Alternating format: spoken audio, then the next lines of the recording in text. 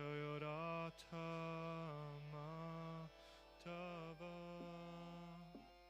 Kunja Bihari Gopichanna Vallabha Girivardhari Gopichanna Vallabha Girivardhari Gopichanna Vallabha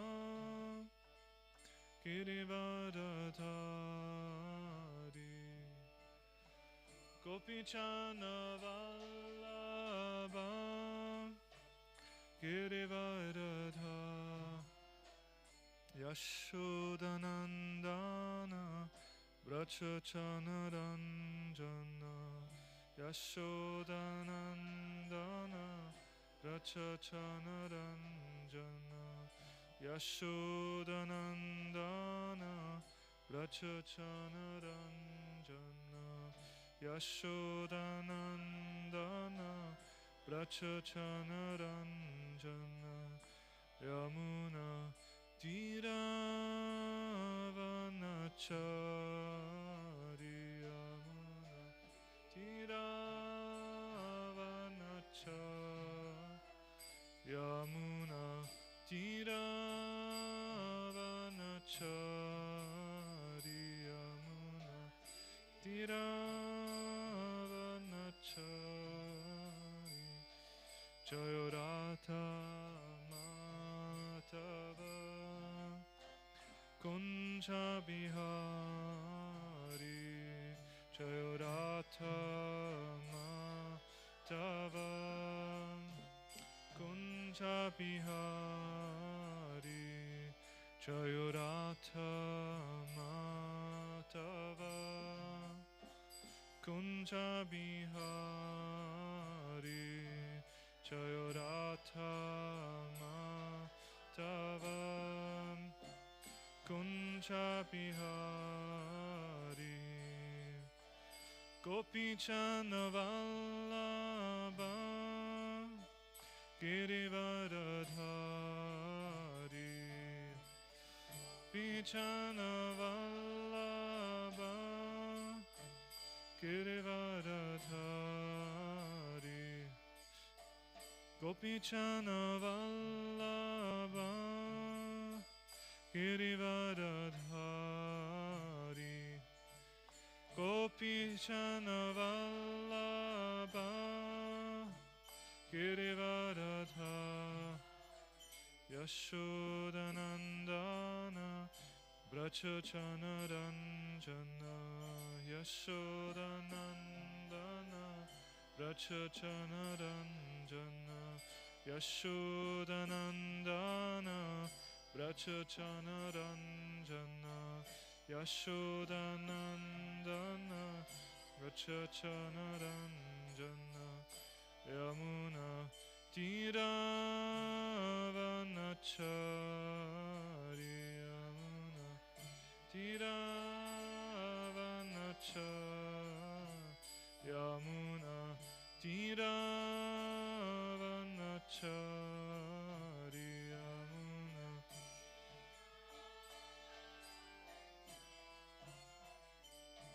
Jayaratha Madhava Kunja Bihari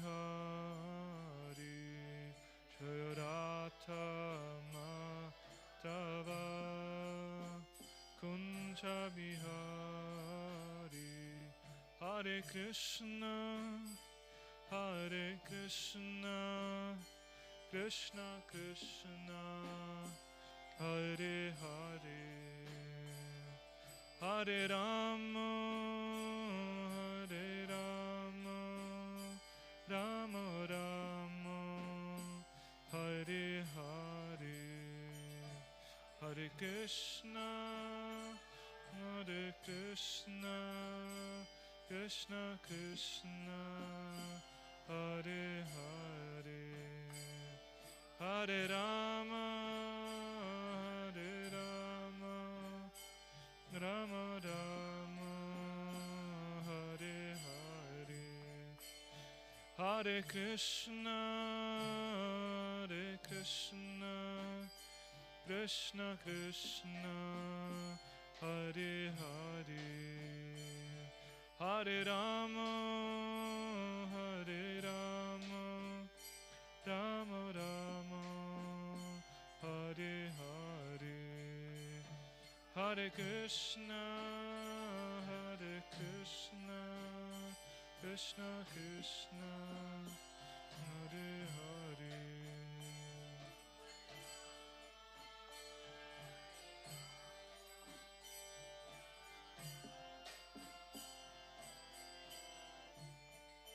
Hare Krishna, Krishna Krishna, Hare Hare, Hare Rama, Rama Rama, Hare Hare, Hare Krishna, Krishna Krishna, Hare Hare, Hare Rama, Rama Rama, Hare Hare. Jaya Prabhupada, Jaya Prabhupada, Jaya Prabhupada, Srila Prabhupada.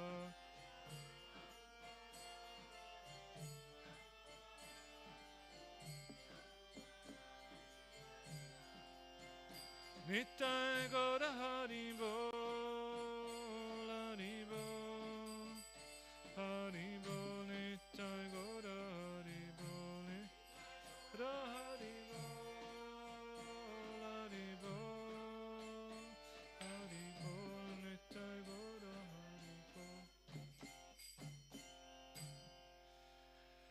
Gaur Premanande, Hari Hari Bol.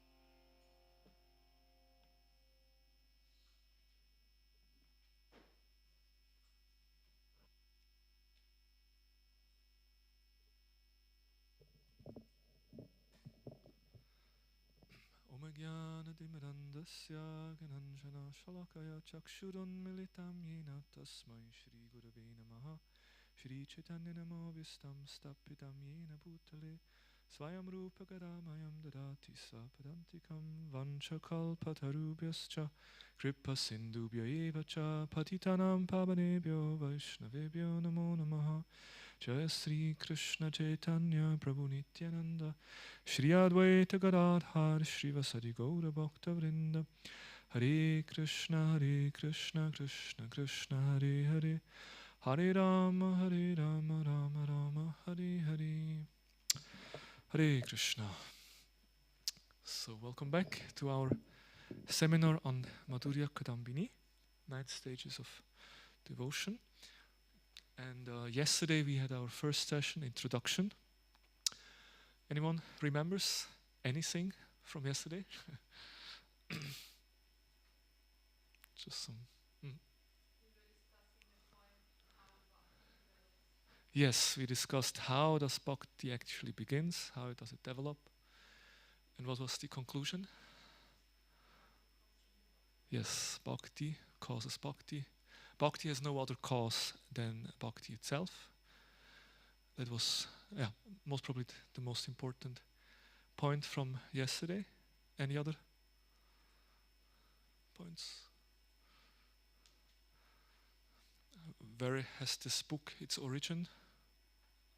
Madhurya Kadambini. What does it mean, Madhurya Kadambini, and where it is its origin? Yeah, cloud banks. Cloud banks of nectar. Madhurya means sweet nectar, and Kadambini refers to a cloud, but not only cloud, but the cloud banks. And they are filled with, of course, water, rain. And what is that rain compared to?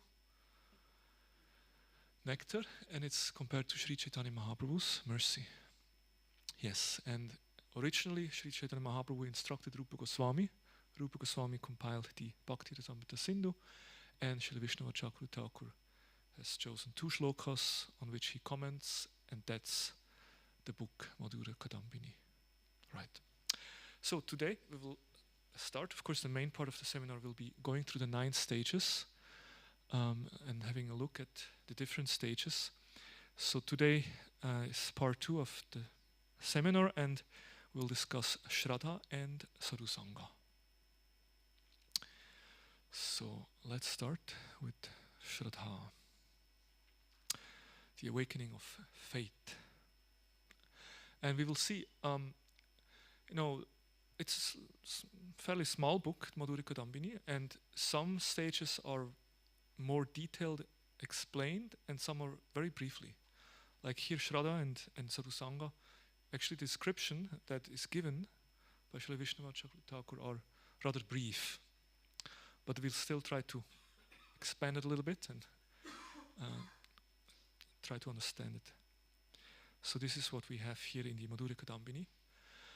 First, the qualification for bhakti is Sraddha, or faith. Sraddha is firm trust in the import of the bhakti scriptures. It also means to have a genuine desire to undertake the activities described in those scriptures and a strong desire to attain the goal. Either these types of faith may arise naturally or by force. And we will discuss this. What does it mean? By force, faith by force. But that's basically what we got from the Madhurya Kadambini. So when we look at and we will address these points. So it's trust. Sraddha means faith, trust. It mainly means faith in the scriptures. And also it expresses itself in performing service and having a clear goal, trying to achieve that supreme goal. So when we look at the word Shraddha, Shraddha comes from Shrad, which means truth or essence, higher reality, and Dha, to place or to hold. So Shraddha literally means to place one's heart in truth, or to hold firmly to what is real, to give one's heart, to invest one's heart in that which is truthful. So that's Shraddha. And it's interesting when we speak of faith, especially in today's world, because often people think that faith is something for the naive, foolish people, because I believe in science. I don't need faith. Faith is seen something like religious, or if you don't know, you just believe in something. But actually, faith, and then like the scientists, of course, they say we believe in axiomatic truth, which means like in something that it's so obvious we don't even need to prove it. Like we already have proven to some degree, and we will just need some more experiment, and then we can prove it completely. But in the meantime, we just accept it as truth. That's most of the scientific knowledge, which actually it's just a theory, and nobody has really proven it. But because the theory is there and some experiments were there, so that's why we accept it as the truth. But in fact, the scientists also just believe. So belief is very, everyone believes. A life doesn't, you have to believe always. Like in daily life, when we drive on the street and there is the traffic light and it says green, we believe that now we can drive. Right? We have some faith. And when we put our money in a bank, like in a Swiss bank, I'm from Switzerland, and people like to put their money in Swiss banks. So then we have faith in the bank, that they actually keep that money safe, and whenever I need it, I will get it back. Or if I enter an airplane, there is different airlines. One is the Garuda airline. That's a good one for us. But we trust, or maybe it's Lufthansa here in Germany. So we trust in that airline that they have, they have qualified pilots, and that the aircraft will take me from A to B. So we invest that faith. Otherwise, it's risky. So we always need some faith. We need to invest some faith in daily life. But then there is something like philosophical faith also, that we don't just believe blindly, but also with logic and argument we understand something, and then that creates faith. And of course that's what we're looking for. And that's so. And there's different kind of faith. One is Laukika Shraddha, and the basis of that Laukika Shraddha basically is culture, tradition, and the goal is just to get some pleasure, comfort, prosperity. That's called Laukika Shraddha. It's a very basic Shraddha kind of faith, just because, like, especially Indians, if like many devotees from the Indian background, if they come to Krishna consciousness, well, my grandmother worshipped Gopal and my mother worshipped Gopal, so I also worship Gopal. Like, just we have always done it that way, right? And so in this way, a Laukika Shraddha is basically, it's depend on the surrounding. It's not so much based on my own intelligence, my own conviction, but it's more influenced by the surrounding. I just believe what other people say. Or also it's explained like, we just believe what the majority of people believe. We just follow that. And in a way, the scientific knowledge or the main ideas of life, Darwin's theory, we have, humans have developed from the monkeys, so that we just believe it, because everyone believes it. Srila Gaur Govinda Maharaj tells a story that Laukika Shraddha means also village. That whatever people in a village say, we believe that. Like, for example, there's a place somewhere, and the people say there actually is a ghost. A ghost is there. And people who heard that, they believe, oh, there is a ghost. And they're in anxiety, oh, there is a ghost. No, it's dark and it looks, something is moving, oh, there's a ghost. But someone who has not heard these things, he just looks, he doesn't have any fear, and he sees actually it's just an old tree, It's not a ghost. So, but Laukika Shraddha means we just believe what people tell us. And even when we come to Krishna consciousness, sometimes people, they take up to Krishna consciousness with that kind of, just a belief. Okay, everyone else seems to do it. My friends, they joined. Maybe I also joined. And we just, just accept without being completely convinced ourselves. Then there is another kind of faith, which is called Bhaladut Padita Shraddha. And it's interesting, the basis is forceful preaching. And the goal is maybe mixed ambitions. Bala means strength, forceful. That is sometimes, someone gets in touch with a devotee, maybe someone meets a book distributor on the street, or someone comes for the first time to the temple in a Sunday class, and it's a heavy class, like Dukalayam Ashashvatam. Material world is a very miserable place, it's not a place for gentlemen, and there's so much suffering, like heavy preaching, and then someone is like, oh wow.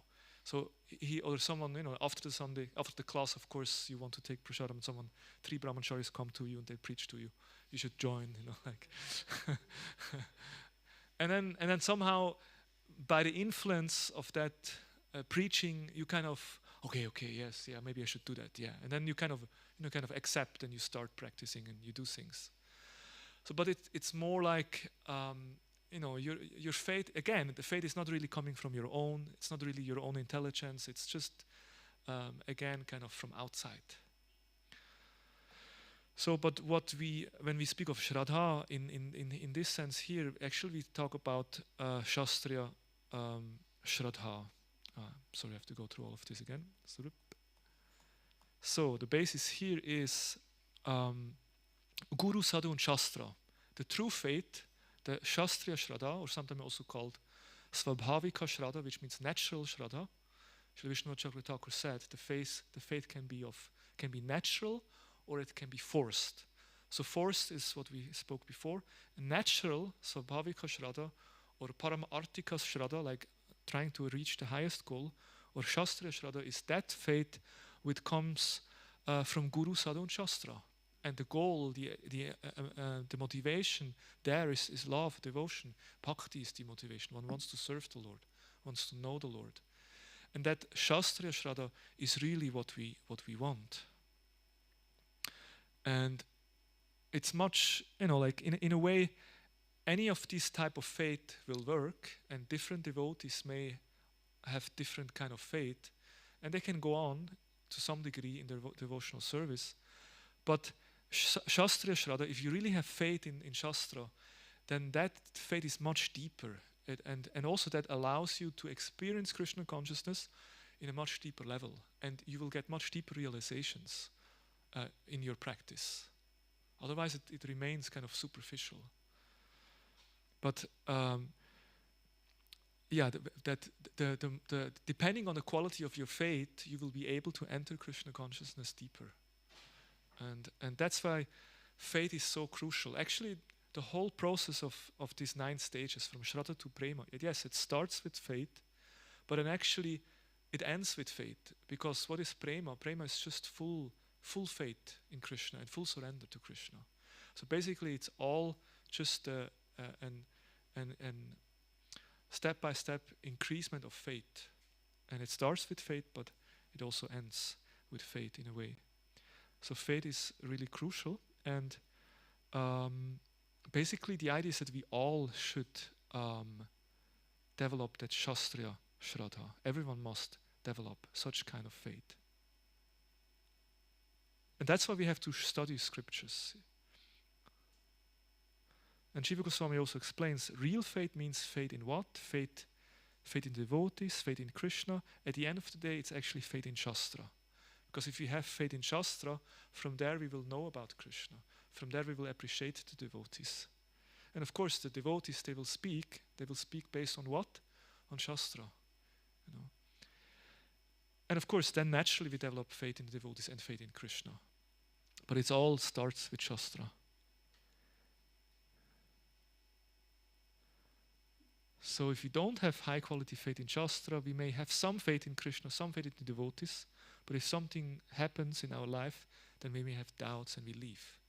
That's also something, in our movement, we have seen devotees are coming and going, and sometimes great, spiritual leaders, gurus, sannyasis, they left, and with them many others also left. Why did they all leave? If someone really has Shastriya Shraddha, deep faith in Shastra, in Guru and Krishna, then why would he leave? But because the faith was superficial, the faith was depending on one person, and if that person was not there, then they also left. So it's all a question of faith. And that's why we should all develop that Shastriya Shraddha. Some may question, well, but I'm not a scholar. I can't just sit down and 6 hours a day, 8 hours just study. I'm not able to, learn all these shlokas. So what is my position then? But actually, it does not mean that we all have to become scholars. But it means we have to understand the essence of the Shastras, and we have to absorb the essence. And actually, the essence of Shastra is very simple. When Keshav Maharaj speaks about this, he gives the example of Prabhupada. Prabhupada went to Amsterdam, and so it was more like a music show or some program, and there was not much time for the devotees. Told him, Prabhupada, we don't really get a chance to talk here. It's more about music and kirtan. Prabhupada said, no worries, I can explain Krishna consciousness in 1 minute. I can give everything in 1 minute. It's very simple, actually. It's like Krishna is God, bhakti is the process, and if you do it with attention, then you can awaken pure love for Krishna. That's the philosophy. Very simple. But that we have to deeply understand, deeply realize. Really get deeper realization on what that actually means, and how fortunate we are to be on that path, to awaken our love to Krishna and to develop that relationship with Krishna. So the truth of Shastra is very simple, but one must grasp it very deeply. So for that we don't have to be scholars, but we have to study Shastra, and then if you're not able to study, we have to listen. Actually, the traditional way anyway is listening. Shravanam Kirtanam, that we hear and chant, we repeat what we heard. So that process is very important, and in this way, Shraddha, especially Shastriya Shraddha, will be awakened. And in this connection, so that's what is wanted, Shastriya Shraddha. And His Holiness Bhakti Vigyan Goswami, he, in a presentation, he speaks of 4 stages of faith, 4 steps of developing this Shastriya Shraddha. And I found it quite interesting the way Maharaj presented it, so I like to share it. So the first is attraction to qualities. That means if someone comes to in the association with devotees, the first thing what happens usually, one becomes attracted to the qualities of the devotees. It's like, wow, these are so nice people. Just during lunch we spoke about the marriage that took place here some time ago and how the parents were so impressed. These people are so nice. Everyone is so nice people. So that when people come in touch, come for the first time to the temple, then usually they are impressed, I mean hopefully, with the wonderful devotees. And then they get attracted to the qualities. They see the behavior, the attitude, the way they speak, and we feel attracted by the divine qualities. So there is, and so that this initial respect and attraction, that which starts that faith. Like we see, wow, this person seems to be selfless. This person seems to really care about me. This person wants to help me. So we feel attracted to the devotees, and then we come in touch with bhakti. And with coming in touch with this, we become transformed. And there is a story. Giriraj Swami tells a story how he first time came in touch with Prabhupada. Giriraj Swami was a young student. He was, but he was searching for the truth, and he went see different Swamis, and then there was an advertisement at the university. There is Swami Bhaktivedanta, so he thought, okay, let me go and see. So he listened to the talk, and it was an interesting talk. At the end, he asked a question: how do we know that person is a genuine guru? So because he was searching for a guru, and here is Prabhupada, one of many gurus. He has tried to understand. So how can we understand one is a true guru? And Prabhupada immediately said, depends what you want. And he said, become a servant of God, or you want to become God. And then Giriraj Swami could immediately understand, wow, this sadhu, he knows my heart. And that's what guru is. Guru is actually Paramatma manifesting in the outside. If Chaitya Guru, Krishna is Chaitya Guru in the heart, and Krishna is Chaitya Guru, he sees our desire. When Krishna sees that we are actually interested in him, if we are interested in a relationship with him, then Krishna will manifest outside in the form of a spiritual master. And so Giriraj could understand this. Why? Because Prabhupada could read his heart. He could immediately understand what his mentality. Why? Because at that time, Giriraj, what he would do, he had like this yellow sticker at the mirror in the bathroom, and he brushes his teeth, and there it was a sign, was written, I am God. That was his affirmation, affirmation meditation, I am God, aham brahmasmi, I'm the divine, That was his mood. So Prabhupada immediately, just could understand. So, depending on what you want to become a servant of God, or you want to become God. So this initial, and then Giriraj Swami, naturally, he had, as a young student, he immediately had respect. Wow, this Swami is something else. Somehow he knows my heart. And that initial respect creates Shraddha, faith in that person.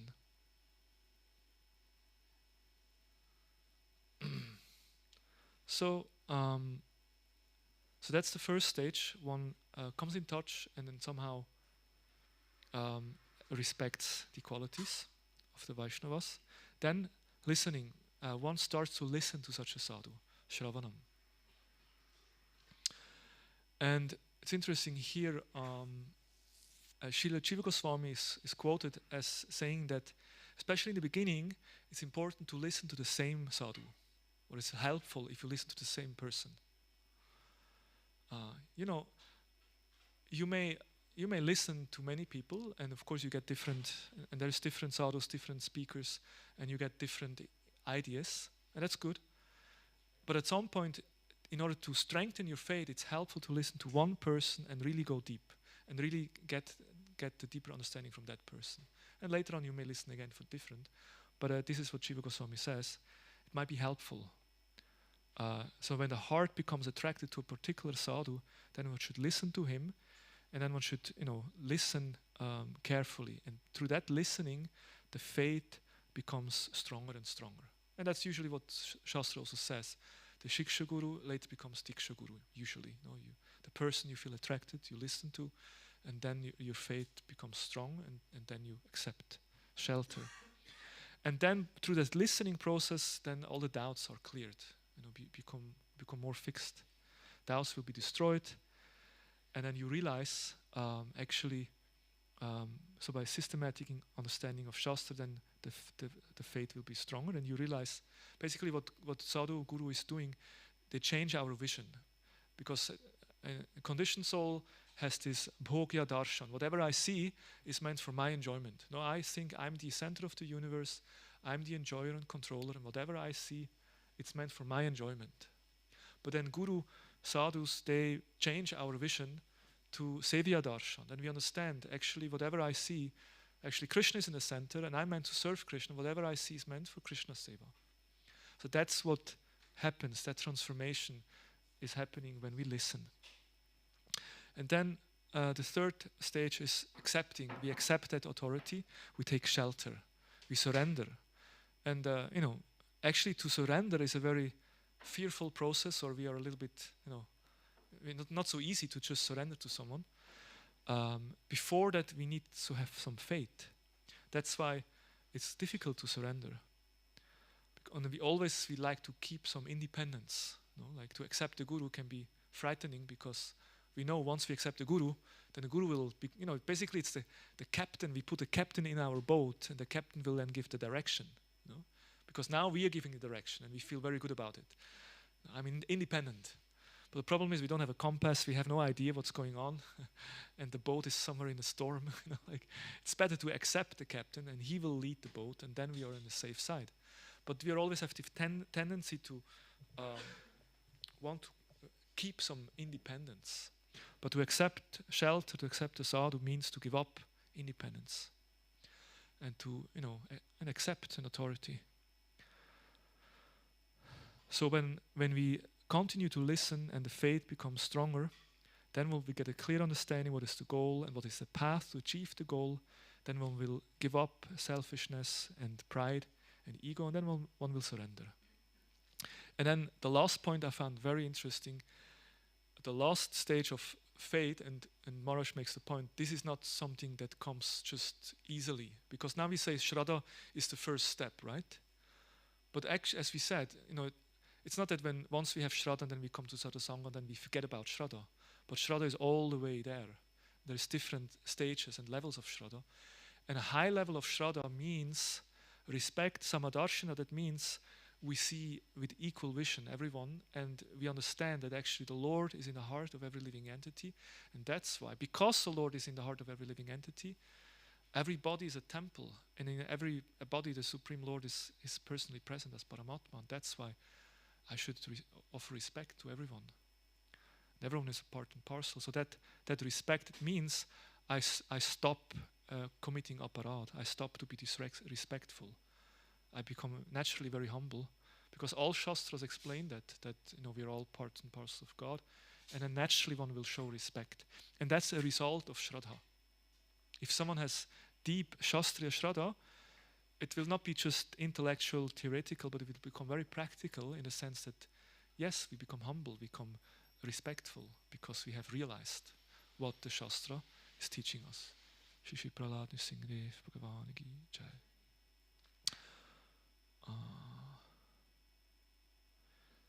Yes, so then another point, which this is from Keshav Maharaj makes this point, because there is always, when you speak of faith, there is two things, there is faith and doubt.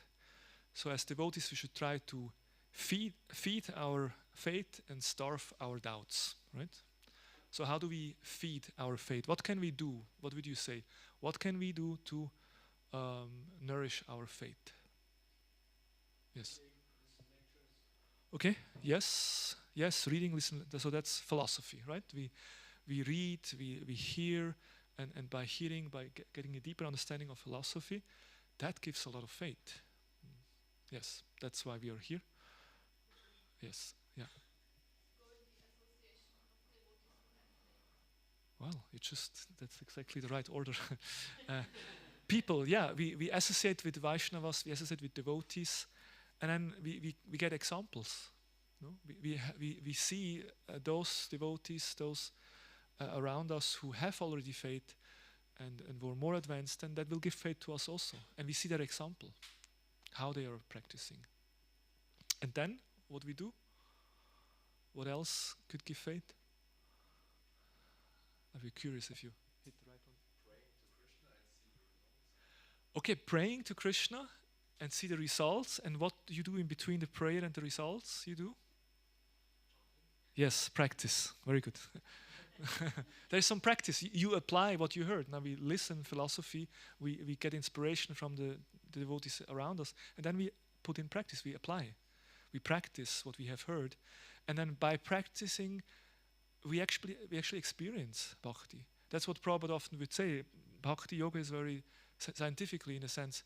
He said, for 1 month, you follow these 4 regulated principles, you chant every day, and then see what happens. Very scientific. You can see there is a result. If you properly practice, there will be result. And that's why to actually put bhakti in practice and then experiencing ourselves, this gives so much faith. That yes, this process works. No, it's not a joke. This really works. So these and of course many others, they will give us faith. Then okay, go back to faith, and then starve your doubts. We say discuss. Like if we have doubts, then what should we do? We should approach devotees. We should talk about it. We should open our hearts. We should discuss. And in the discussion with the devotees, then actually most of the doubts can be clarified. And it's interesting, Prabhupada himself, he would often debate with his devotees, with his disciples. He would tell the devotee, now you play the role of the scientist. Like my Guru Maharaj, Dr. Singh, they had the morning walks. And then my Guru Maharaj would take on the role of the scientist, and he would argue with Prabhupada. Probably would defeat him. You know, and so and then but sometimes Prabhupada would say, okay, now I have defeated you, now we change the role. Now I'm the scientist and you are the devotee. And then Prabhupada as a scientist would defeat the devotees. But why did Prabhupada do that? To churn and to try to see things from many different angles and in this way destroying all the different doubts, and then devotees are clear, they develop faith. Then another point is delay. What does it mean to delay doubt? That sometimes we just simply can't understand something. And sometimes it's helpful to just put something a little aside. Okay, I'm not so sure about this. Like we heard about Shukadev. Shukadev Goswami in the womb, waiting there for how many years? 16 years? 12? 12 years. I mean, I can't understand how that physically works. Someone is 12 years and still in the womb. Sorry? The father and mother were not ordinary, yes. Nobody was ordinary. But like if I read Shastras and I come across something like this, there's a 12 years old boy in the womb, I scratch my head. Or then, like we read in the Chitraketu story, he had how many? 1 crore wives, and nobody was able to give a child, And of course, it was not his problem; it was the wives. So these kind of things we can't understand. Many things in Shastra. I mean, we can go on and on. So how do we deal? Sometimes it's helpful to just put it aside. I still can continue with my bhakti practice. It's not that I need to know everything and understand everything right now. But then later on, when I become more advanced, and then all of a sudden things make more sense, and I can understand it better, or I can ask different sadhus and someone will explain nicely. And then downplay doubts means that sometimes small thing gives us a big trouble, and we have to realize actually that little doubt shouldn't be in the way to my path to Krishna. No, sometimes we just have to, preach to our mind and give doubts just give up some certain doubts. So in this way, in the association of devotees, our faith will be strengthened and the doubts will be cleared. And then sometimes the sadhus not only give faith, but they also give doubt. They create doubt, actually, purposefully. And they basically create doubts in material life. And they give faith in spiritual life. And it's interesting. Actually, devotees, just by the life that we lead, the way we live our life, it's very provocating to the non-devotees. Just the fact that we live the life we do, because you don't work, you don't earn money, you don't enjoy life, you have very limited sex life, and you don't take drugs. Like, why you do that? The fact that people live such a life is kind of a provocation. Like, basically we're saying the life you lead, it's useless. It doesn't really make you happy. So that's why we have a different lifestyle. And that really makes us happy, because we know true happiness comes from within, from our relationship with Krishna. So people feel threatened by that, because their way to see the world is kind of questioned. And that sadhus, they create doubt in the minds of people. And that's healthy, like in that sense, because we have doubt whether actually we can be happy in material life. It says that in order to really make spiritual progress, to be really make advancement, we have to give up all the hopes in this material world. Often we practice Krishna consciousness to some degree, but then we are still attached to our material life. And there is still some hope to find happiness in the material world. We still have some hope to be happy, to find some pleasure in this world. And that's why we're not fully giving ourselves into bhakti. So that should be, we should give up that hope. And that's why sadhus sometimes they create doubt, in the sense that they speak strongly and cut out anything which is a hindrance. And of course, Srila Prabhupada was such a sadhu who was very, very expert in and like it's Bhaktisiddhanta Saraswati Thakur says, sadhu, the word sadhu means one who cuts. It's like like a knife, or when a goat is offered in a sacrifice, it's cut. So similarly, the sadhu speaks and he cuts away whatever is in the way, cuts away the ego or anarthas from the heart. So when we come in contact with sadhus and listen from sadhus, then sometimes kind of an operation is taking place in the heart, like because of the strong words of a sadhu. And of course, Prabhupada was a very expert in that. Once I think Govinda Dasi, she shared that they found an old newspaper article where a journalist quotes an astrologer who speaks about Prabhupada. This was from an Indian newspaper. And there the astrologer says, this Swamiji, this sadhu, his words are very, very powerful. And his pen, when he writes, there is not ink inside, but like gunpowder. It's like explosion. Whatever he writes, it's like explosion. It basically explodes the misconceptions of material life.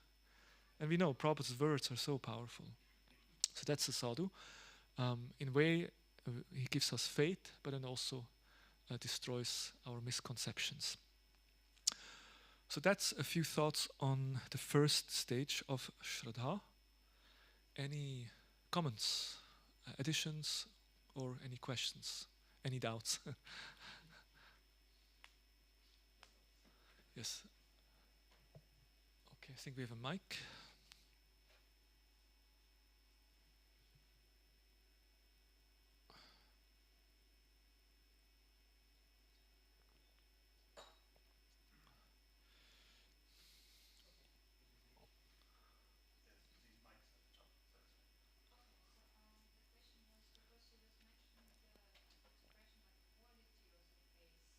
Mm-hmm. The quality of faith, yeah, that's what we explain with these three kind of faith, like Laukika Shraddha, which is just because my grandma believes, I also believe. And then this forced faith, just because someone preaches strongly to me, I kind of, oh, okay, I must believe it. And then the Shastriya Shraddha, which is the faith that you have developed, gained from understanding Shastra. So these are three different kind of, the quality of faith is different. And the first two are very weak. And the third is strong. And Bhagavatam also explains the Kanishta, Madhyam and Uttamadhikari. One of the symptoms which are given is the faith. How much faith they have. And also how much, and then faith in what? In Shastra. How much Shastra they know. How much they are fixed in the knowledge of Shastra. Like a Kanishtadhikari, he doesn't know so much and he can be easily converted or defeated by another party. Whereas the Madhyamadhikari, he cannot be. He's fixed. Although he might not be able to quote every shloka and knows everything, but his faith is strong enough. And he can refer to Shastra. He knows Shastra strong enough that he will not be moved. And then the Uttamadhikari is the one who is unshakable. And his knowledge in Shastra is very, very deep. And he has a very deep understanding. And can also quote any and can defeat. So these are some symptoms which are referring to the advancement of the devotees, which are also connected to faith and connected to faith in Shastra. Yeah. Yes? Why do some people have faith in Krishna consciousness, have taste, and why most of the people don't? Why some people have faith and some don't? Most people don't. Actually, this question belongs to yesterday's session, in a way, because we spoke about how is bhakti developed, and how is that some people develop bhakti and have bhakti, and some don't have bhakti.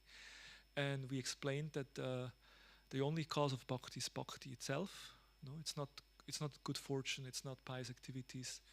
It's not just coming from God, that God gives mercy, but actually it's the devotees who, because they have bhakti in their heart, and then bhakti in their hearts impels or causes them to give bhakti to others.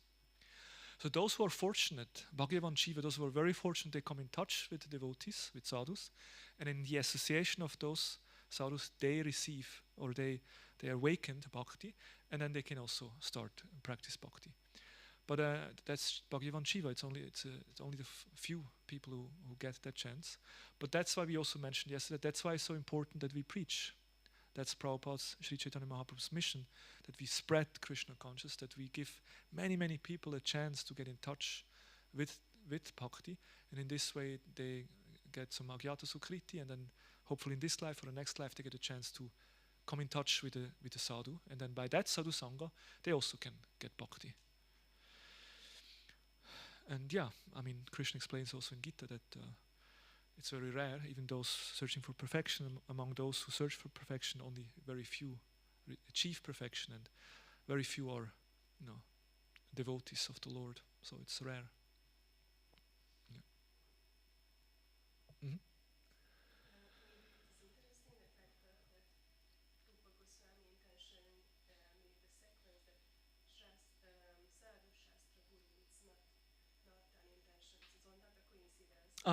Sadhu Shastra Guru.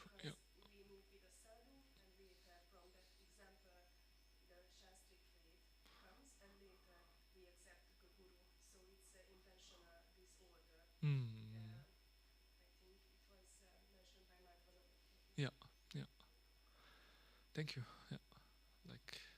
And it's interesting, the whole concept of Sadhu Shastra and Guru, that we have these three to as a checking point in our spiritual life. But yeah, both Sadhu and Guru, they base their teachings on Shastra. Yeah. Okay, one more. Small question. You said because the Shastriya Shraddha is a Shraddha based on Shastra. I think if I understand correctly, realization of the Shastra, right?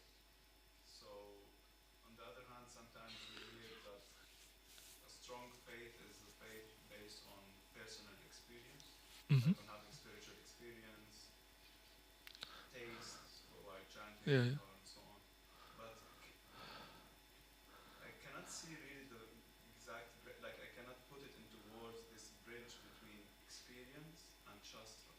Okay, where is the bridge between experience and Shastra? Because you feel that experience is the more powerful way to develop that faith, or Meaning that one can chant holy name and get experience but has no knowledge. someone could just chant the holy name and get deep absorption experience, yeah. Well, I think my understanding is that the idea is that Shastra gives us the basis, and then from that basis we practice, because without Shastra, how do you know that you need to chant? I mean, someone has to tell you, right? It's not that you're born and get up and you start chanting. Maybe if you have memories from previous lives. But at some point, someone tells you you should chant, and then Shastra gives reasons why you should chant. And then you practice, and then, of course, you get experience. And I agree that that experience itself is a very strong way to deepen your faith. But it all starts with Shastra as the basis of all of that. I think Prabhupada also says we have written so many books, and these books are meant to encourage people to chant the holy name at the end of the day. If you already chant the holy name 24 hours, no need to read. But who is chanting 24 hours the holy name? Now, Haridas Thakur, some time ago, we had Haridas Thakur's Tirobhav celebrating 192 rounds every day. I mean, no, we struggle with our 16, right? So, but who can just sit down and chant? This is not easy. So then Shastra is there to help us and to get a deeper understanding. And then when we have realization, but of course they're all kind of it all works together in a way. You know, we have Sadhu Sanga, we read Shastra, we chant the holy name, we practice, and all that together also nourishes our faith, and we make progress. Yeah. All right. So then the next step, and we have another half an hour. The next step is Sadhu Sanga, association with saints or with sadhus or with devotees. And this is what we find in the Madhurya Kadambini. However, it develops faith, leads him to take shelter of the lotus feet of the Guru and to inquire from him about proper conduct, sadachar. By following his instructions, that person obtains the good fortune of relation with affectionate, like-minded devotees and the association of realized devotees, Sadhu Sanga. So, when the faith increases, then one, of course, naturally, associates with devotees, and more and more is in the association of the devotees. And it's interesting. Sadhu Sanga means to learn how to be a Vaishnava. So we accept Sadhu, who has given us faith, as our spiritual master, and we formally take initiation. And then we learn Vaishnava Sadachar. He will tell us how to do sadhana, how to do seva, and how and take the vows, and so on. So that Vaishnava Sadachar becomes our firm determination, and we follow what we have promised the Guru. And that will bring us to the association of loving devotees and Sadhu Sanga. Because Sadhu Sanga, Sadhu Sanga can mean many different things, but Sadhu Sanga at the core means that we deeply associate with other Vaishnavas. And that we need to learn that. No, it's not that we just walk into the temple and we have Sadhu Sanga. But we need to learn what does it actually mean to associate with the Vaishnavas. And Sadhu Sanga means to develop a certain mood. Like Shraddha is more about developing a certain understanding of Shastra, and Sadhu Sanga helps us to develop a mood, a service attitude towards the Lord. Like we become attracted to the mood by associating with the devotees, and we want to develop the same servant spirit. So when we speak of Sadhu Sanga, it means taking shelter, accepting a guru. It means inquiring, learning about sadachar, how to behave as a Vaishnava, and then to absorb the mood, to understand what it means to be a devotee. That's Sadhu Sanga. And it's interesting that it says by Chaitanya Mahaprabhu himself that the root cause of devotional service to Lord Krishna is association with advanced devotees. Even when one's dormant love for Krishna awakens, association with the devotees is still most essential. it's not that we have a little bit of Sadhu Sanga in the beginning and then we forget about the sadhus and just do bhajan on my own. No, up to the highest level. No, I mean, awaken, that means bhava, basically. Even on the platform of bhava, Sadhu Sanga is essential. And in the Bhagavatam, we have the example of Bharat, Maharaj who went to the forest, and it's described that he was very advanced in his meditation on the Lord. So much so that the commentators say that he was on a level of bhava. And at the end of this seminar, we know what it means, bhava. It's very advanced. But then somehow his attraction is diverted to this deer, which he saves from the river, right? We know the story. And then his whole attention and affection goes to that deer. And the acharyas explained the problem was that nobody else was there. Otherwise, someone would, knock on his shoulder, "Hey, Bharat Prabhu, I think you're having a little bit too much affection for this deer now. No? Go back to your meditation on Krishna." Someone would have told him, But he was alone. Nobody to correct him, nobody to give him association, give shelter, just being alone. And then he had a fall down, So even up to the highest level of devotion, we always need the association. It's very essential, association of devotees. And now when we speak of association, what do we mean with association? This is from Keshav Maharaj. He makes this point that association as a Sadhu Sanga means association with perfect person, with sadhus. Sadhu in literal sense, sadhu in the sense of holy man, saintly person. Like when we speak of sadhu, then usually we think sadhu means a holy man, right? Sadhu. But another way to look at the word sadhu means someone who is practicing a devotional service, a sadhaka. He's also sadhu.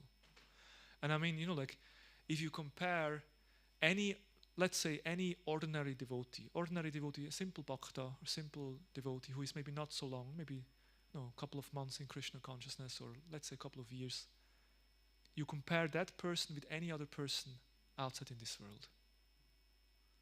Getting up at 4 o'clock in the morning, meditating for 2 hours, worship for another 2 hours, living a pure life, no illicit sex, no intoxication, and working the whole day selflessly, doing selfless service and doing more prayer. I mean, what else than a saintly person is that person? It's saintly. So that's why if two individuals associate with each other, so if two devotees come together and they exchange, even they are peers, they are maybe not so advanced, they're not sadhus in the sense that they are saintly, but both of them are serious practitioners, and then they perfectly associate. They might not be perfect, but they perfectly associate means they talk about Netflix and no, they talk about the Bhagavatam.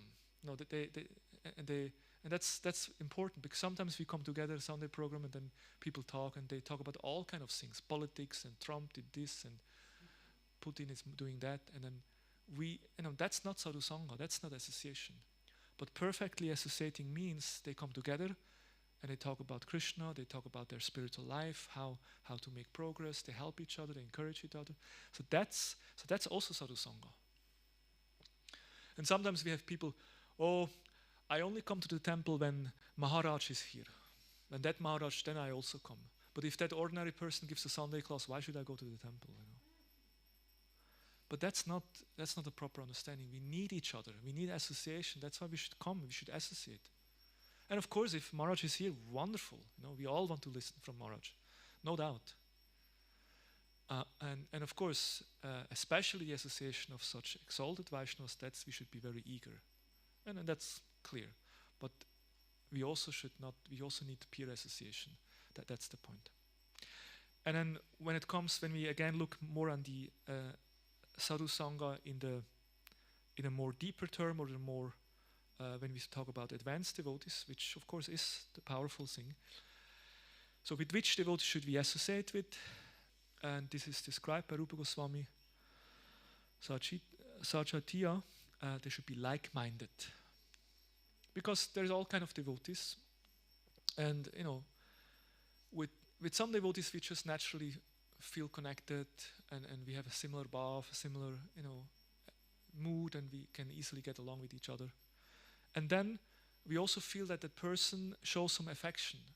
He's kind, he's affectionate, and the person is sincere and advanced, or maybe even more advanced than myself.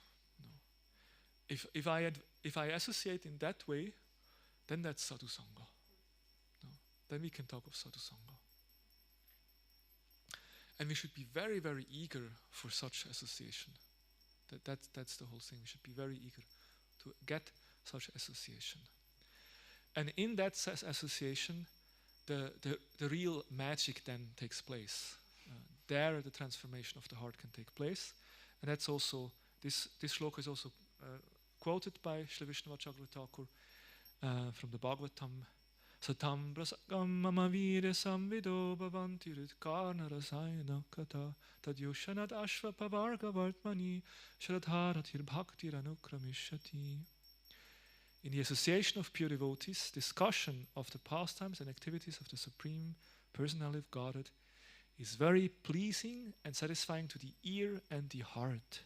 By cultivating such knowledge, one gradually becomes advanced on the path of liberation, and thereafter he is freed, and his attraction becomes fixed. Then real devotion and devotional service begin. So it's interesting here. Satam prasangam mama virya samvida. What does virya mean? Virya means power, strength. And what is in the satam prasangam, in the association of sadhus, satsang, that is very powerful. And what becomes powerful? Rasayana katha. The katha, like the Krishna katha or hearing about Krishna, becomes powerful in the association of devotees. Of course, I can read on my own. Swadhyaya is good, study Shastra. I sit in my room and study, and it's very important also. It's a part of our practice. But virya, it becomes powerful when we do it together. And especially the more advanced the speaker, the more benefit we have.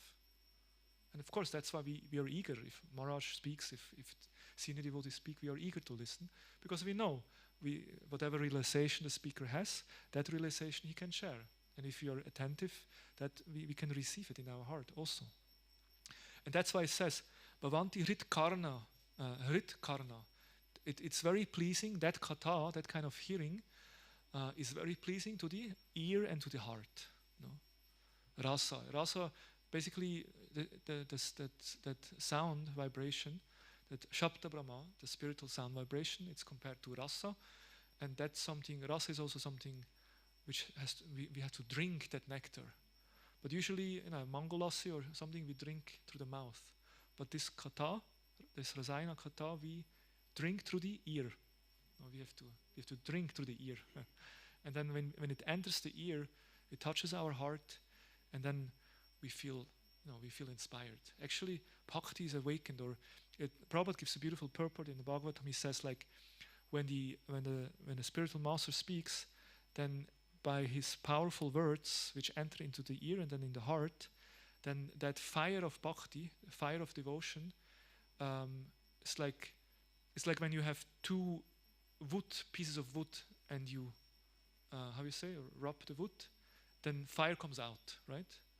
So similarly, when the fire of devotion from the mouth of the pure devotee enters the heart, then the wood-like entity, that bhakti is also comes out. It's awakened, and that's by the power of Sadhu Sanga. That's what is described here. And then also it's important here. It says Sraddha, Ratir, Bhaktir. Basically, this shloka also hints into the development that we are talking about. There is Shraddha, the beginning, or is faith, and then there is Rati and Bhaktir. There is, it's only 3, it's not 9 stages, it's only 3. Shraddha and then immediately Rati, and then Bhakti. But one becomes advanced, one becomes fixed, and one becomes free from anartha, and then actually one attains the platform where real devotion, that means pure devotion, begins. So that's the power of Sadhu Sanga. Here we have a few fortunate souls who associate with Srila Prabhupada closely. And it's interesting when we look at Shastra, and maybe that's the reason why Srila Vishnuvachakravarti Thakur is not giving so much explanation on that Sadhu Sanga, because all the scriptures, they glorify Sadhu Sanga, like again and again and again. Like again this afternoon, we heard about, from Prajasundar Prabhu, about the sages of Naimisharanya, and they were doing this Homa Yakya, and it's described that their bodies became black because of the smoke, because they're doing so much Yakya. But then when Sudha Goswami was there, they stopped the Yakya and they were listening. They became very eager to listen. And then they were reciting this shloka, which then again in the fourth canto, actually Prachetas, they are quoting that also. Tulayamala vena pinasvargam napunar bhavam bhagavat sangi sangasya martyanam kimutashisha. The value of one moment's association with the devotee of the Lord cannot even be compared to the attainment of heavenly planets or liberation from matter. What to speak of worldly benediction in the form of material prosperity, which are for those who are meant for death. Like, it's interesting. I mean, it's poetic, but the material blessings or prosperity, material gain in this world is meant for whom? Mrityanam kim udashisha. For those who are meant to die anyway. This planet is called Mritya Loka. It's the planet of death, because we come and we go so quickly. Everyone has to die. And to run after material prosperity or material gain in this world is actually very silly, because we are only here for a short time. Now once Prabhupada, a reporter saw Prabhupada in Mayapur, in the Bhajan Kutir, and the reporter came in and he was surprised. Oh, Swamiji, where are the furniture? Like, sadhus, I know that Radhanath Swami also lives very simple. No? There's just a mat. And so sadhus sometimes live very simple. There was no furniture. So the sadhu, the reporter, where are the furniture? Prabhupada is asking the journalist, where are your furniture? And the journalist says, well, I'm just traveling. I'm just visiting here. And Prabhupada said, I'm also. This material world is not a permanent place. And a sadhu has deeply realized that. You know, this is not a place, like if someone, sometimes we travel and we spend a night in a hotel, would it make sense to kind of put on new, how you say, curtains or decorate the room? Doesn't make any sense. You just spend one night and then you leave. Doesn't matter how the room looks. You just need a bed, you have to sleep, take a shower and go. But to decorate a room would be very silly. So similarly, to be very much interested in having material prosperity and success in this world is actually very silly, because we're just passing through. And the only business we really have is develop our loving relationship to Krishna. And sadhus deeply understand that, and they preach that. That's why they say here, I mean, the sages of Naimisharanya and also the Prachetas, they say that you ask us for a benediction. What benediction should we ask? No, we don't need anything. The only thing what we want is just the association of your devotees. And throughout the Bhagavatam, many times this is explained, the importance of this association. Kapila Shiksha again says, Prasangam macharam bhasham atmano kavayo viduhu savya sudashu krito moksha dvaram apavritam. Moksha dvaram apavritam. The door of liberation is widely opened when we have attachment to the sadhus. Every learned man knows very well that attachment for material is the greatest entanglement of the spiritual soul. If you are too much attached to material thing, that will bind us. But then that same attachment, when applied to the self-realized devotee, opens the door of liberation. So attachment to the devotee opens the door to liberation. So that's why we should have association with these devotees, hear from them, and develop a deep relationship with the sadhus. Dhruva Maharaj is praying. He also, again, Dhruva Maharaj has a darshan, he sees, and that's quite amazing. I mean, imagine you perform austerity and you get a darshan of Vishnu, you get a darshan of Krishna. You personally see the Lord. And then the Lord says, please ask for benediction. What would you ask? All these saintly people, these saintly devotees in the Bhagavatam, what they ask is, oh, dear Lord, please give me the association of your devotees. And sometimes we want to leave the temple because I can't be with these devotees. I need my own space. But here, I want the association of the devotees.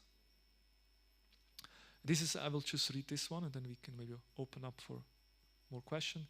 But this is very beautiful. This is from 4. Let me see. Don't have it here. 4th canto. I think 9th chapter, text 10 or so, I'm not sure. Let me see.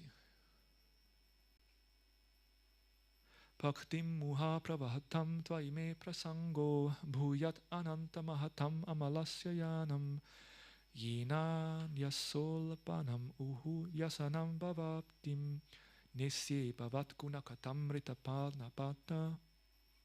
Dhruva Maharaj continued, O unlimited Lord, kindly bless me so that I may associate with great devotees. What kind of devotees? Who engaged in your transcendental loving service constantly as the wave of a river constantly flow. So I want to have association with those devotees who are constantly engaged in your service. Such transcendental devotees are completely situated in an unconditioned state of life. By the process of devotional service, I shall surely be able to cross the nescience ocean of material existence, which is filled with the waves of blazing fire-like dangers. It will be very easy for me, for I am becoming mad to hear about your transcendental qualities and pastimes, which are eternally existing. So Dhruva says, I want to have your association, the association of your devotees. And why do I want to have the association of the devotees? What the devotees are doing? They speak in Krishna Katha. And that's why I want to have the association, because then we can hear about you. And Prabhupada gives a beautiful purport. I'll just read part of it. The significant point in Dhruva Maharaj's statement is that he wants the association of pure devotees. Transcendental devotional service cannot be completed and cannot be relishable without the association of devotees. We have therefore established the International Society for Krishna Consciousness. So Prabhupada, that's why we have established ISKCON, to give people Sadhu Sanga. People come to the temple, they can associate with the devotees, we can associate with each other. And then Prabhupada says, anyone who is trying to be aloof from this Krishna conscious society and yet engage in Krishna consciousness is living in a great hallucination, for this is not possible. You cannot practice bhakti alone. You need association. This is what Prabhupada says. We need association of devotees. From this statement by Dhruva Maharaj, it's clear that unless one is associated with devotees, his devotional service does not mature. It does not become distinct from material activities. We need that. And that's the same thing with virya. No? The kata becomes powerful in the association with devotees. That's why it's required. And then Prabhupada also quotes satam prasangam, mama virya samvido. It becomes relishable in the association. And then that's why Prabhupada says we are fully engaged 24 hours in devotional service. And then Prabhupada says, some people may say, well, but how will you cross the ocean of material existence? It's not so easy. And Dhruva says, well, it will be very easy. Why? Because I become mad after hearing Krishna Katha. And Prabhupada he says, Dhruva Maharaj's answer is that this is not very difficult. He clearly says that this ocean can be crossed very easily if one simply becomes mad to hear the glories of the Lord. Bhagavat Guna Katha. For anyone who persistently engages in hearing the topics of the Lord from the Bhagavatam, Bhagavad Gita and Chaitanya Charitamrita, and who is actually addicted to this process, just as one becomes addicted to intoxicants, it's very easy to cross the nescience of material existence. So Prabhupada suggests that we should become all addicted. Addicted to what? Krishna Katha. No. That's why Shrinvata Sukata Krishna Punya Shravana Kirtanat. Shrinvata means urge. No, Krishna is there in the heart and he's ready to clean our heart, to help us. But for one who has developed an urge to hear the message, urge is a strong word. Urge means I really need, one becomes mad. I need it. I need Krishna Katha. And so the more we develop that strong desire, then the more the heart becomes purified. And that's why this shloka describes how we can cross over the Nescian ocean, the ocean of material existence, and that's why Bhagavatam also describes that Sadhu Sanga is like a strong boat. And with that, like such devotees are just like a strong boat that comes to rescue the person who is at the point of drowning. So Sadhu Sanga is like a strong boat, and if you're in that boat of Sadhu Sanga, then we can easily cross the ocean. Because in the association of these sadhus, then we will hear Krishna Katha, and our love, the bhakti will develop and increase more and more. And also in the Narada Bhakti Sutra, that's why it says, the primary reason why bhakti is developed is by the mercy of great souls, or by a small drop of the Lord's mercy. And the association of great souls is rarely obtained, difficult to understand, and infallible. And I found this very interesting. 3 things. It's rarely obtained, difficult to understand, and infallible. So rarely attained. It's not so easy to actually get the association of pure devotees. And if we get a chance, then we are very fortunate. Like I was very unfortunate because I arrived and Indradyumna Maharaj left. And although there was an evening class scheduled, Maharaj cancelled the class, so I didn't get a chance to see or hear him. And so that means that's very unfortunate actually. I should have come a day earlier or a couple of days earlier, but somehow I was busy with other things. So, but we should be very eager to, sometimes we become a little bit neglected, like, oh, this Maharaj has come, and so yeah, I can see him another time. Or now let's do something else. But we should always have that strong desire. Let me associate. Let me seek that association. So, but there is, while we emphasize the importance of association, especially close association, personal association, and then the other 2 things. So it's rare, and then the other thing was it's difficult to understand. Sometimes it's difficult to understand Vaishnavas. Vaishnavas sometimes behave in ways we don't always understand. But it's infallible. That means if you associate with sadhus, there will be some result. There will be some effect, because that is very powerful. So now, while we have emphasized this Sadhu Sanga, there is also some danger in associating with devotees. And familiarity, if you're too close with the sadhu, you can start to develop an offensive mentality. So one has to watch out. And we will talk about this later when we look at the anartha. That's after tomorrow, because one of the anartha is Vaishnava Aparad, right? So I remember when I lived for some time in Orissa, and in Orissa there is a proverb or a saying that Sadhu Sanga, having close association with sadhu, it's like putting a burning burning coal underneath your dhoti. Sometimes Prabhus will know if I think ladies have other tricks, but because we don't have pants with how we call it? Pockets, yeah. So then sometimes you can take a key and you just wrap it around your dhoti, and it actually stays there, also. So that's why. But if you put a key, that's okay. But if you put a burning hot coal underneath your dhoti, what happens? It's only a matter of time that the dhoti starts to burn, and you will burn yourself, right? So that saying is said that if you associate with sadhus closely, then there is always a danger that you burn yourself. Because you develop familiarity, and you start to see, well, if you see the sadhu just on a Vyasa-san when he speaks, okay, very, very advanced devotee. But if you live with that sadhu and you see how he behaves and in different situations, and maybe you start, he's also a human being. Once we had a Harinam in Freiburg in Germany, And there was His Holiness Chaitanya Maharaj was also there. And Chaitanya Maharaj, this was many years back, before the stroke. He had these huge wampers, like very ecstatic kirtan. He was leading the kirtan with the wampers, and we went through the street. And at some point, he gave his wampers to some devotee, and he said, "Well, let's have a break." So he went to a public toilet. Then one, envious, materialistic guy came to us. You see, he's also an ordinary person. He has to go to pass water. So an ordinary person. Like that's the mentality of, as if we think of course he has to go to the bathroom, but no, he could understand that he's a guru. He must be a guru. He must be, and we worship him somehow. And he expressed that, But that can also happen to us if we are too close with sadhus and we start to see the material things. We maybe see some faults, and then we develop an offensive mentality. So that we always have to watch out, because as valuable this Sadhu Sangha is, we also should be careful.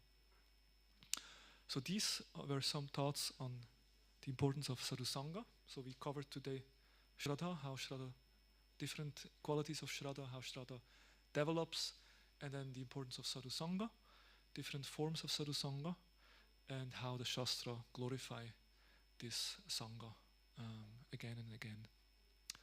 Hare Krishna. Let's see whether we have any comments or questions before we end. Yes.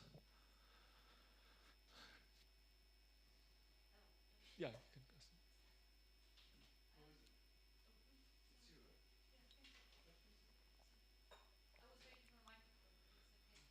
Yeah, I can repeat the question. It just yeah. On this idea of Sangha, sometimes we have a good intention to have Sanghas. Like, for example, I've been in many ladies or Vaishnavi Mataji Sanghas, and sometimes they have a good intention, but somehow, somewhere along the way, the content becomes like sort of worldly or problem.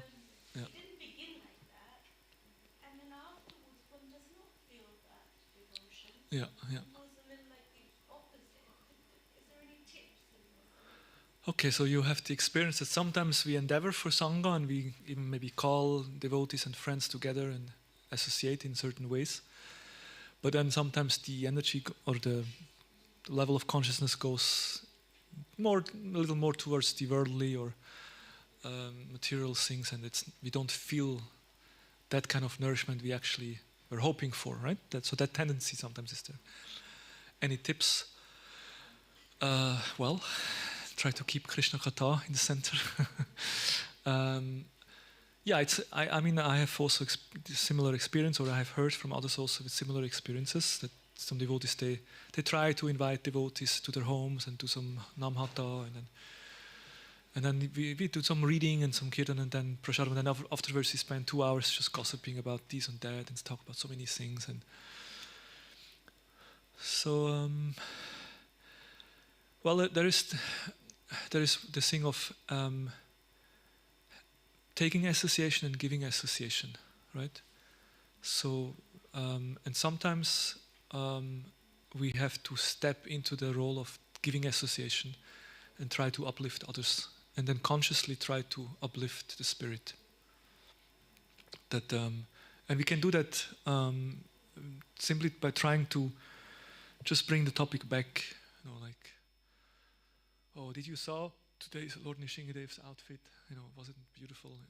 And by the way, in the 7th canto, somehow bring it back to some more spiritual topic.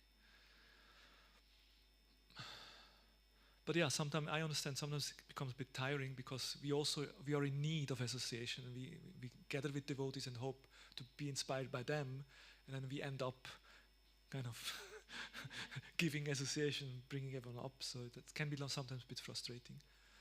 So that's why actually we spoke about these 3 qualities of association: that like-minded, affectionate, and advanced. Like if we associate with someone who has a similar spirit, and he shows some affection to us and he's advanced, so we should ask ourselves, how much of such association do I have in my life, like on a weekly basis or so? How much such quality association I have? That's a good question to ask ourselves and to reflect. And if we realize that actually it's quite rare, I don't have it so often, and we should try to change something and try to make some arrangement in our life to get more of such association. Because we need also nourishment. And then when we get such association, then again we may be able to help others to come up. And so that's maybe what I could say. These two things. Yeah. Yes.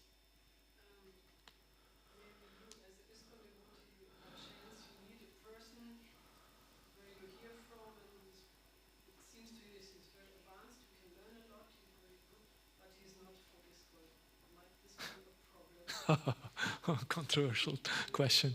So we spoke about Sadhu Sanga, the importance of hearing, the importance of associating. And then what about if we find inspiration from someone who happens to not be within ISKCON? Okay, now our camera is going on. I'm on the hot seat now. We can talk afterwards. No, I mean,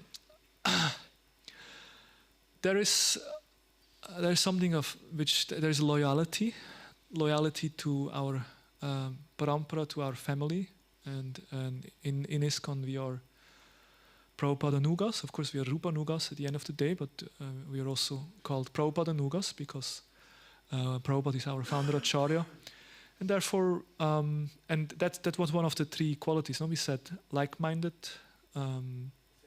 affectionate, and advanced. So like-minded. Like-minded means we have a similar mood also, and often we like to associate with those who also appreciate Prabhupada. That because Prabhupada means so much to us. Prabhupada came to the West. Prabhupada, without Prabhupada, where would it be? So that's why we have that love and affection for Prabhupada. So that's why naturally we like to associate with those who also have that same affection and focus on Prabhupada and appreciation. Because we do see that sometimes in other Gaudiya groups, yes, Swamiji, he was successful. Sometimes they say he was a good businessman. And they don't see Prabhupada in the same light as we do sometimes. Not always. I mean, there's many Vaishnavas who obviously understand who Prabhupada was, because, how can you spread Krishna consciousness around the world without being empowered by the Lord himself? So, but some that just don't give so much emphasis on Prabhupada.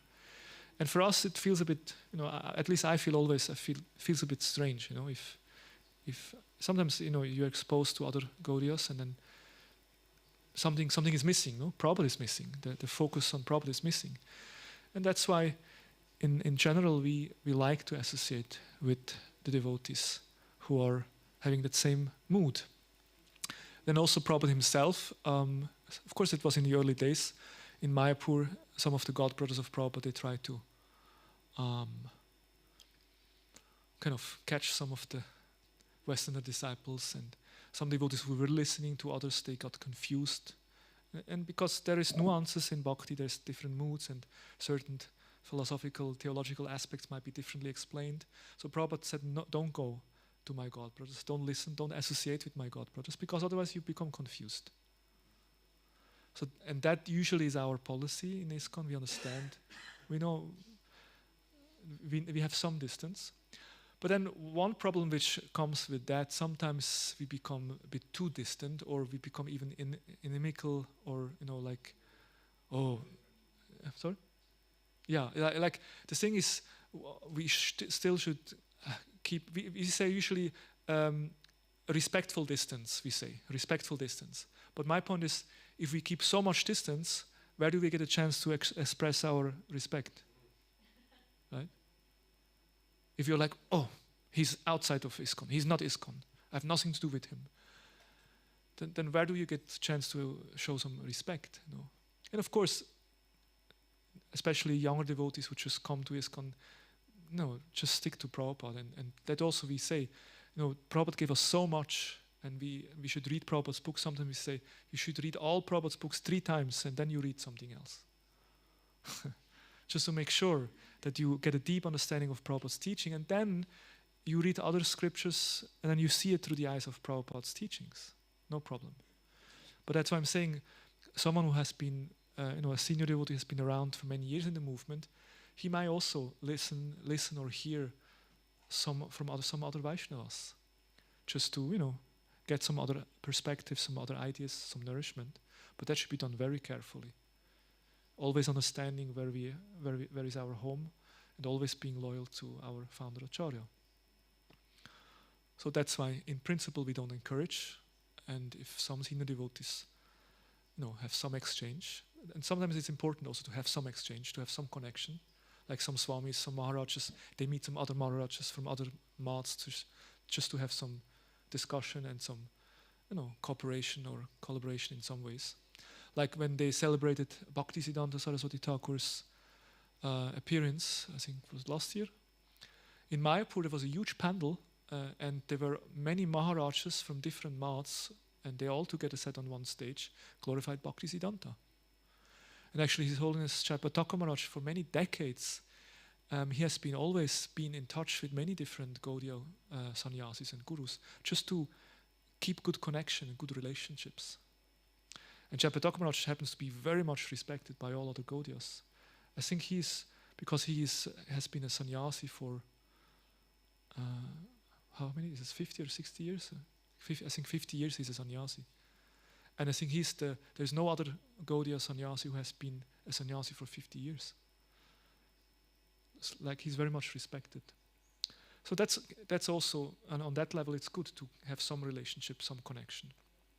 But for most of us, I think we are fine with focusing on Prabhupada's teachings. Does that... sorry, it was a long answer, but some thoughts. Yes. Quoted that shloka from Srimad Bhagavatam and Dhruva Maharaj asking for association. And the term what was used there, prasanga. How would you explain that? Is there difference or similarity with the term Sadhu Sanga and prasanga? Good question. I will have to, and this will be the last question. We will then come to an end. Let us check. This is 3:25:25, I believe, right? Srimad Bhagavatam. This is Kapila Shiksha. Srimad Bhagavatam 3:25:25.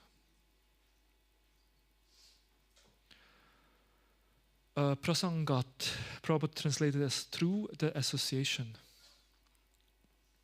So there is Sangat, Sangha, and Prasanga means through association. So it's the same word, I would say, Sangha, Sadhu Sanga, and I mean Sadhu is expressed through the word Satam. Satam, Prasangam. Also Satam means Sat, eternal or a devotee, Sadhu, and then Prasangam, through association. Mam, my, Virya, some with my wonderful discussion, become very pleasing. Yeah.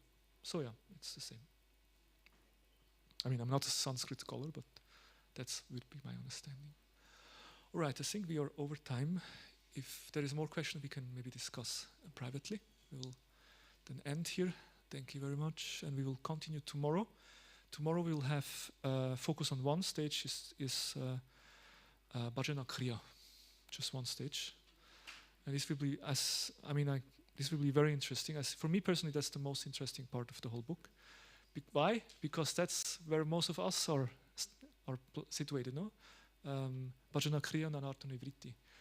And Vishnavacharya Thakur describes in very detailed different levels of Anishtata Bhajana Kriya, which means unsteady devotion. There is Nishta, steady devotion, and there is unsteady devotion. Sometimes we are enthusiastic, sometimes we are not. Sometimes we chant like a pure devotees with tears in the eyes, and on other days we fall asleep. So that is described in detail in the platform of Bhajana Kriya. We'll have that tomorrow. So thank you very much. Srila Prabhupada ki jai. Hare Krishna.